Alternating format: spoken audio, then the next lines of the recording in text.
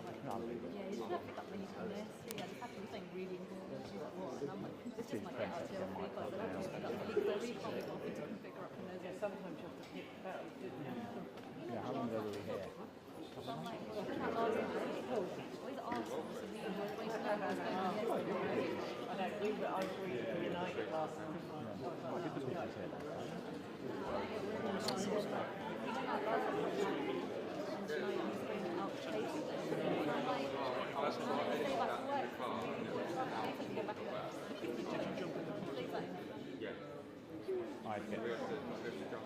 I'd give them a military attaché to the code and stuff in the Check on my kids from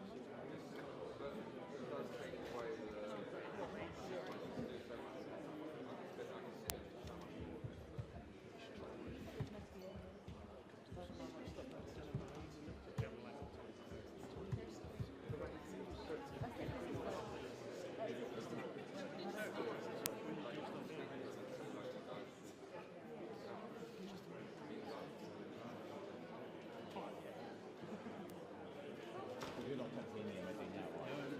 You were in the contract unit long never right?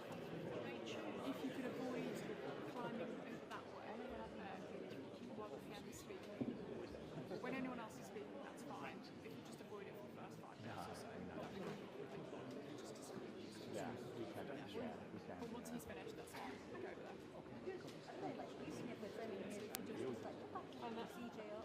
Streams.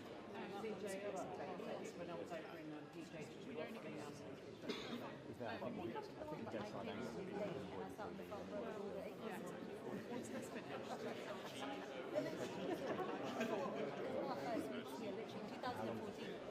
Oh no, well, 5 minutes.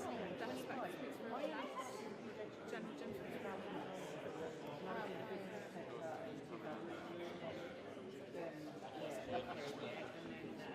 down to no, up to PHQ until 2020, the year of IWC. Yeah, about right. Yeah. No, I was not very much here, so I didn't notice. You put my lenses down there. Yeah, I was waiting. No, So yeah. this must be I didn't realise that there's like a hierarchy where people sit and stuff inside. And I came late, and Johnson he was at the Acorns then, and he just said, come in, I stood at the door like a weirdo, and there was like one chair free in the front row, and I was like, and the seniors kept going, oh yeah, so like discussing it and go behind, I'm just like, Stingray.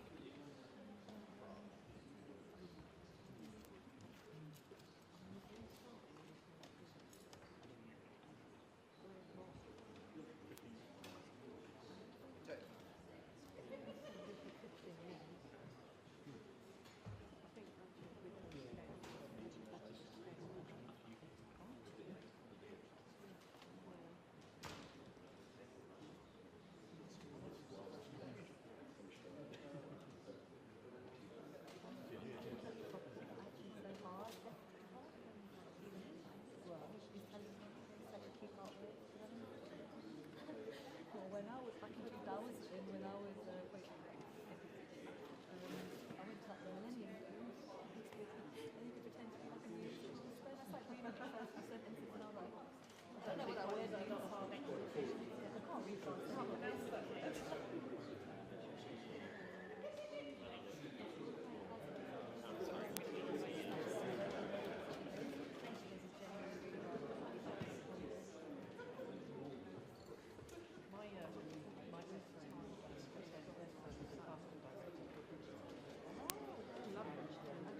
Season coming out. I know, I say it to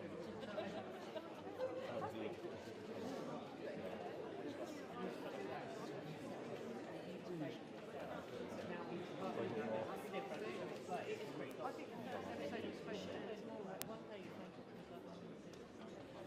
I know Parks and Farms are tomorrow. I love it, so I love Parks and Farms. No.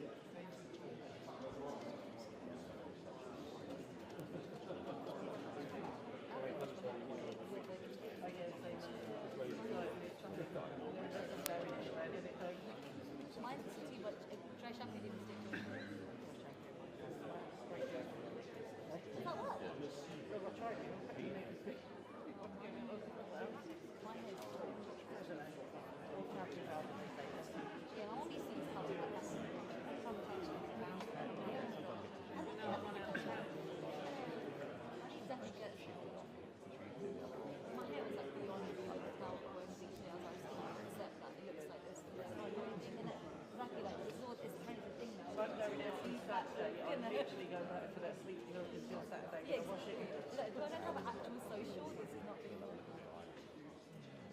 I'm going to put her face with it. If I close the bathroom door, like she's doing something. She's standing at the foot of my door. And I'm like, and I feel really weird. Like, I don't like that thing in front of her. She's only 16 months. She's like, oh,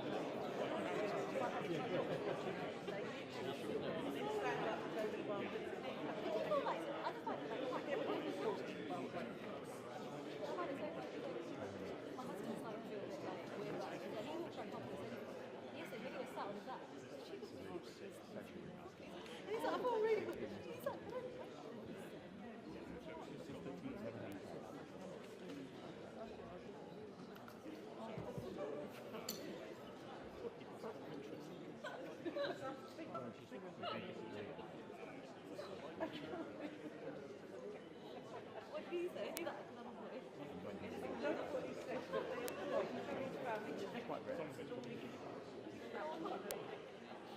This dude asks really weird stuff.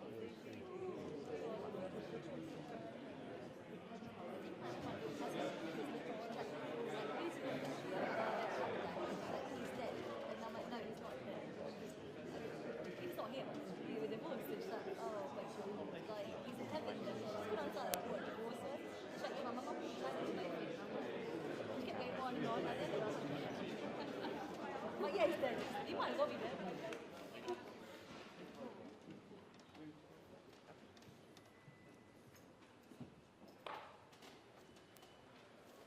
Good afternoon. A few moments ago, I signed a deal with a US base on Diego Garcia. This is absolutely vital for our defence and intelligence, and therefore for the safety and security of the British people. The full assessment of why this is so important is highly classified, but I want to speak as frankly as I can. The strategic location of this base is of the utmost significance to Britain, from deploying aircraft to defeat terrorists in Iraq and Afghanistan, to anticipating threats in the Red Sea and the Indo-Pacific. The base is right at the foundation of our security and safety at home. It has helped us to disrupt threats to the UK, to support counter-terror operations against Islamic State, and to reduce the risk to brave British and American servicemen and servicewomen. The base will help protect the safe passage of our carrier strike group as it goes through the Middle East. It enables rapid deployment across the Middle East, East Africa, and South Asia. It helps combat some of the most challenging threats that we face, including from terrorism and hostile states. And its location creates a real military advantage across the Indo-Pacific. The base gives the UK and the US access to unique and vital capabilities which benefit us directly. Many of these capabilities are secret, but they include airfield and deep water port facilities, facilities that support the worldwide operation of GPS and the monitoring of objects in the Earth's orbit, and equipment to monitor the Nuclear Test Ban Treaty. The base is one of the most significant contributions that we make to our security relationship with the United States, which is critical for keeping Britain safe. Almost everything we do from the base is in partnership with the US. President Trump has welcomed the deal along with other allies because they see the strategic importance of this base and that we cannot cede the ground to others who would seek to do us harm. And let me be clear, we had to act now because the base was under threat. The courts have already made decisions which undermine our position. And if Mauritius took us to court again, which they certainly would have, the UK's long-standing legal view is that we would not have a realistic prospect of success. and would likely face provisional measures orders within a matter of weeks. But this is not just about international law. It's about the operation of the base. Even if we choose to ignore judgments made against us, international organisations and other countries would act on them, and that would undermine the operation of the base, causing us to lose this unique capability. One example of this is the electromagnetic spectrum. Countries have the right to manage this spectrum as they wish within their borders, a right that's recognised in regulations and overseen in the International Telecommunication Union. The use of the spectrum is key to understand and anticipate those who seek to do us harm. If our right to control it is put into doubt, we would lose the first line of defence against other countries who wish to interfere and disrupt this capability, rendering it practically useless. In addition, if we did not agree this deal, the legal situation would mean that we would not be able to prevent China or any other nation setting up their own bases on the outer islands or carrying out joint exercises near our base. We would have to explain to you, the British people, and to our allies that we'd lost control of this vital asset. No responsible government could let that happen. So there's no alternative but to act in Britain's national interest. By agreeing to this deal now on our terms, we're securing strong protections, including from malign influence, that will allow the base to operate well into the next century, helping to keep us safe for generations to come. Now, other approaches to secure the base have been tried over the years, and they have failed. Boris Johnson failed in his efforts to endlessly delay. Liz Truss then started the negotiations. We inherited a negotiation in which the principle of giving up UK sovereignty had already been conceded by the previous Tory government.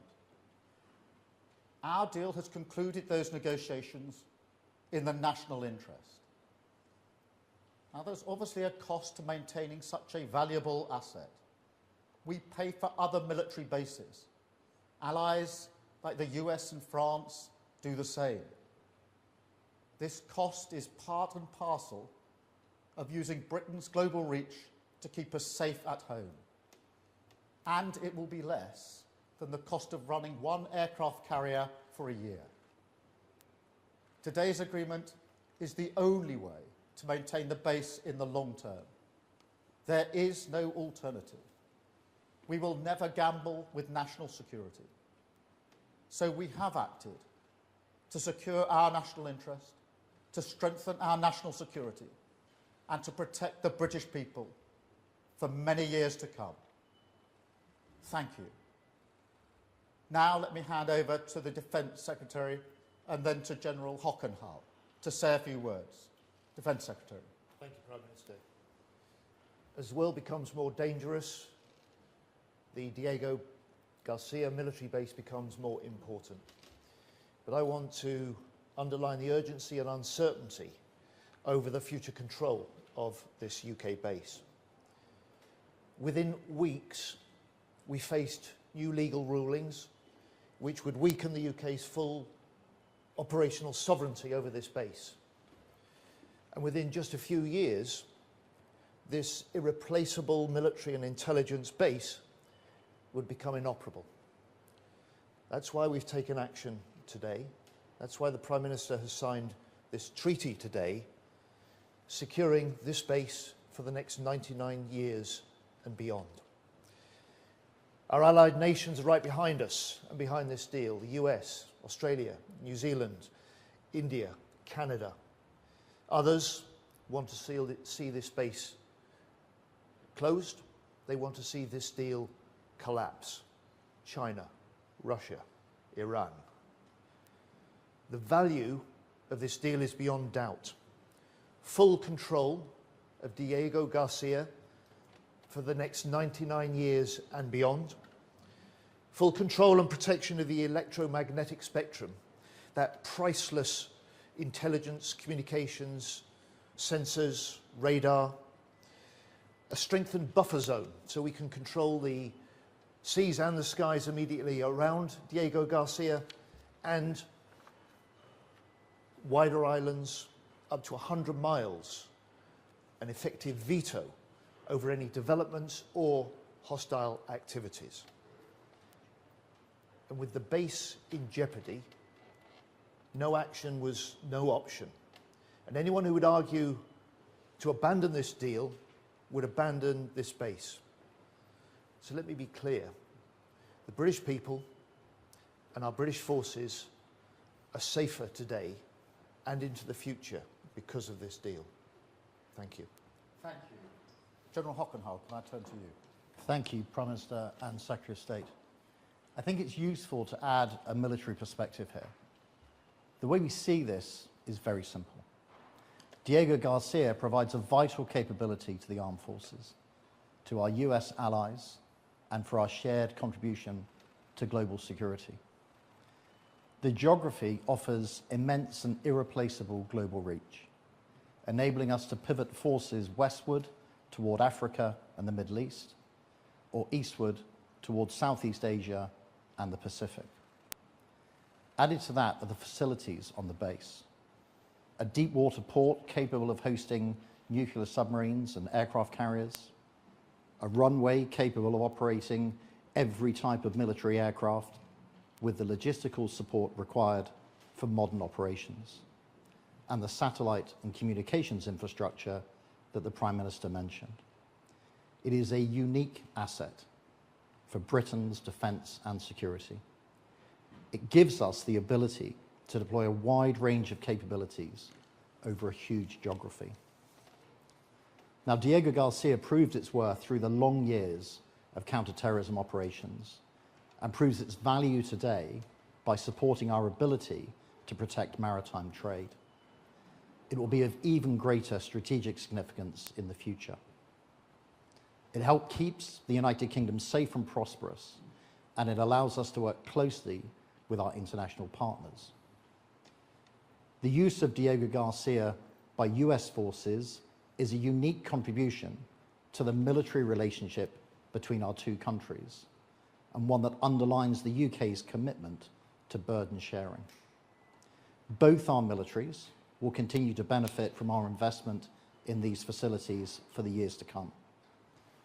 Britain projects military power through such alliances and through assets like this base, which give us a global reach.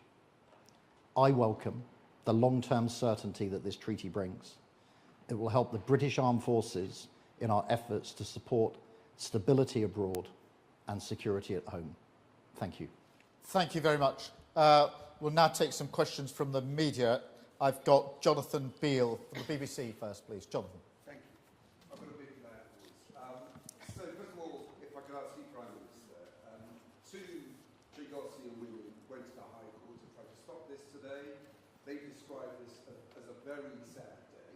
They say they do not want to hand their rights to Mauritius. What do you say to them? And then, isn't it time to level with the British taxpayer as to how much this is going to cost? I noticed you said it was going to cost the equivalent of the operational cost of an aircraft carrier. If you could actually spell that out, that would be helpful.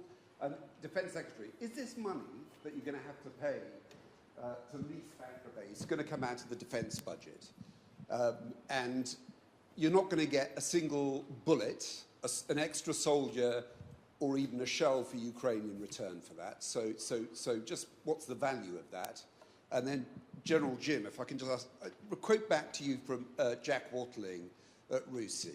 The UK has ceded strategic ground when it did not have to and has got nothing in return. Thank you. Thank you very much. On the Chagosian challenge, obviously the fact there was a challenge delayed the signing, but in a way was a good thing, because a court has now heard the arguments for and against and come down conclusively in the High Court in favour of the government argument that was put forward this morning. So that challenge was made. That challenge has now been determined in our courts after legal argument, and that's the right way to determine it. Well, they made their case. I mean, there are different views, which I understand in different parts of the community. But the challenge that was put to us was made in court. The court heard the matter this morning on legal argument and came to a firm ruling in our favour. On the question of costs, the cost of this is an average per year cost of £100 million, £101 million a year is the average cost. The net overall cost is therefore £3.4 billion overall. That's over the 99 years. That is, as I mentioned a moment ago, the average 100 million per year is about the same or slightly less than the running cost of an aircraft carrier minus the aircraft. Now, given the significance of this facility, both the geography and the capability, you can see that as measured against an aircraft carrier running costs, that this is very good value for money. I should also say that it's very similar to arrangements made by other allies, the US and France, in relation to the bases that they lease and make arrangements for as well. So it's in keeping with those payments. Can I also, just before General Jim comes to this, just begin to answer the question you put to him, that did we have to do this? And the answer to that is there has already been an advisory opinion against the United Kingdom. All the advice, and nobody disputes this, is that should there be further legal proceedings, they're going to go against the United Kingdom. Before that happens, there will be interim measures taken, orders put in place. And even if the United Government took the view that it would not comply with its international obligations, which would be a big step, others will, other countries and other organisations. And that means, in terms spelt out, that within months there would be interference with the capabilities at the base. Interference physically, but also interference with the sophisticated capabilities there, including spectrum as an example. And given the importance of the base for our safety and security, the safety and security for our allies, and the relationship that we have with the US, which is this an essential part of, no Prime Minister would allow that to happen. And my first duty as Prime Minister is to keep this country safe and secure. And no Prime Minister with that duty would allow this facility to be at risk, which it would be if we didn't sign this treaty. Thank you very much. Can I add, the last government recognised the jeopardy of British control over Diego Garcia. That's why, as the Prime Minister said earlier, they conceded the principle that negotiations were necessary. They conducted 11 rounds of negotiation before the election. They failed to do a deal. We picked up the challenge, we picked up the negotiations, we toughened the terms and the protections and the control that Britain can exercise through this treaty, and within 10 months we've landed this deal that the Prime Minister has signed today. Now, on the money, this is an essential investment in our national security. It's less than 0.2% of the defence budget. It means that we can invest to strengthen our armed forces to face down the increasing threats that we face. And I just say to you, as a result of this deal today and in the years ahead, our armed forces are safer and they're stronger because of what we do on Diego Garcia. And just before I pass to the General, can I just add on this question of why did you have to take this measure? It is worth reminding ourselves who is in favour of this treaty, this deal, and who's against it. In favour are all of our allies, the US, NATO, Five Eyes, India.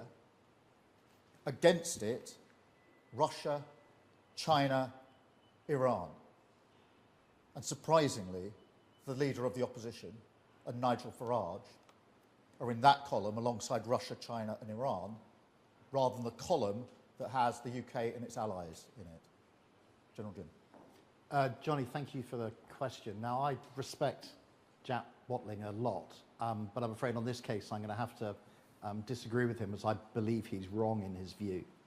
The value of Diego Garcia, I think, has been set out in the remarks that you've heard from all three speakers. And as the commander responsible for operations on Diego Garcia, any risk to that future operation, to me, would be an intolerable risk to take with our national security. And I think that that risk would manifest itself in our capability to operate being eroded in the very near future. I think it would be downgraded, it would be degraded significantly over time. And ultimately, we run the risk of losing control. Now, I think that risk would be intolerable. We must have long-term assurance and control. There is no other viable option to provide that assurance and control. And the irreplaceable, vital, and in many ways priceless asset that Diego Garcia is, must be guaranteed for us to be able to continue our operations. It's an essential element of our fighting power. Thank you very much. I'll go to Catherine at GB News now. Catherine. Catherine Forster, GB News. Prime Minister, what do you say to people who can't understand why you can find 100 million a year, billions over 99 years, but you can't find money to support people with disabilities? And you were a human rights lawyer. You're having to make this deal because of an international legal ruling. But the Chagosians that brought that case last night, that got that temporary injunction, feel that it breaches their human rights, and they're being treated just as shoddily as when the government booted them out of the Chagos Islands back in the 60s. What do you say to them? Well, let me take all three parts of that question. In answer to your first question, the answer is the first duty of a Prime Minister is to keep the country safe and secure. And this base is vital in that respect. Its location, its physical use, and its capability, including the spectrum capability. That capability has already had huge impact around the globe in relation to combating and defeating our adversaries. It is vital to keep our armed forces safe in their operations. And it is, as I say, measured against other defence spend, it is year on year less than the cost of running an aircraft carrier minus the aircraft. And so it is really important that a Prime Minister doesn't shirk when it comes to national security. That is the number one duty and responsibility of any Prime Minister. It is a duty and responsibility that I take extremely seriously. In relation to legal rulings, true, there's already been an advisory opinion against us. And true it is, but for this treaty, there would certainly be further legal proceedings leading to binding judgments with interim orders on the way, which would be put in place in a number of months. Now, even if I stood here and said to you, the UK government would defy international law, which would be an extremely unusual position to take, others won't. Other countries and other organisations. And that means the risk of interference with the capability is there because of the action of others.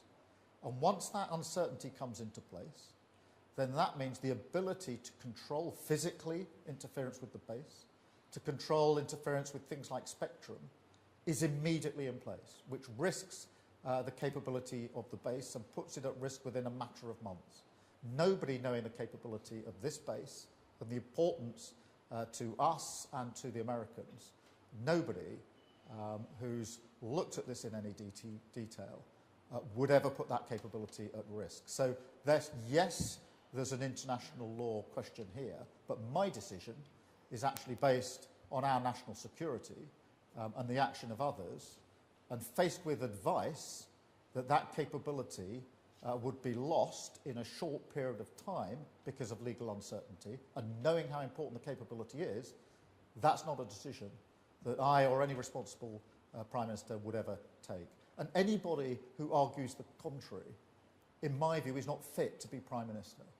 On the question of the Chagosians, look, there are different views amongst the community, but there was a legal challenge, and that argument had to be made.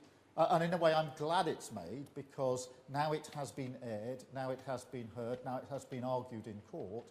But what happened at 12:30 today is we got the judgment of the High Court, having heard the arguments, and that judgment was in favour of the government. Thank you. I've got David Shepherd from the FT. Thank you, Prime Minister. David Shepherd from the Financial Times. Forgive me for asking a little bit more on the numbers around this. You've spoken of 101 million average over 99 years and a total cost of around 3.4 billion. A lot of the journalists here are asking, if you times 101 million, you get closer to 10 billion. Yeah, can I deal with that straight away? That is the net cost, and the reason it's put in those terms is because that is how the government accounts for it, it's how the OBR counts the cost, and it's the way public sector projects are measured. In other words, what's the net cost today? And that is £3.4 billion. Obviously, over time, with inflation, then that is the net cost. But this isn't a way of presenting it for the purposes of this particular project. That is the way that governments present an account for public sector projects, is the way the OBR takes account of them when they're doing their assessments. And whether it's defence and, in fact, nuclear, that net cost is the cost that's used, which is why the figures are presented in that way. The 101 million is the average rolling over the period of the lease, which is 99 years, extendable by 40 extra years. Having got the maths out of the way, can I ask my actual question? Given the vital importance of this base, not just to the UK, but to our allies, will we be asking allies like the United States to make additional contributions towards the payment for the base? Yeah, let me deal with that directly, because this is a capability that is of vital use to both the UK and the US. And we obviously have, in relation to the US, a special relationship on defence and security and intelligence sharing. No two countries share intelligence in the way that the UK and the US does. In relation to this base, which we both make huge use of, we are paying under this treaty in the way I've just set out. The US is paying the running costs of the base, which are much greater than the costs that we are bearing. And therefore, there are different contributions to different aspects, if you like. We are paying under the treaty in the way that's set out. The US are paying the running costs of the base, which are far greater than the cost that we are bearing. Together, there is obviously that shared interest in the base, a vital capability for both of us. Thank you very much. And I've got Claire Sadler from BFBS. Hi. What would you say to UK military personnel who are either stationed there or passing through there, who might be concerned about the change in the dynamics in the region? And also, what guarantees are there that any military operations are going to be able to continue totally uninterrupted? Well, the message would be, whether it's merchant personality or any other personnel, is you are safer now as a result of this treaty, because the uncertainty would have led to a potential compromise of this facility. So it is really important. In terms of military personnel, this base, this facility, has been used to protect our forces many times over. And by securing this treaty, this deal, it is now fully in place to protect them for 100 years, generations, with an option to add another 40 years to that. And as the Defence Secretary set out, not only the base, but the outer islands come under this treaty, and an ability to control what happens up to 100 nautical miles from the base. So in terms of the protection of our military, our armed forces, our service personnel, this ensures that they have the maximum protection wherever they may be, in just the same way as we had before. And that is amongst the reasons that was uppermost in my mind when I took the decision that I did, that this was vital for our national security. Thank you all very much. Thank you.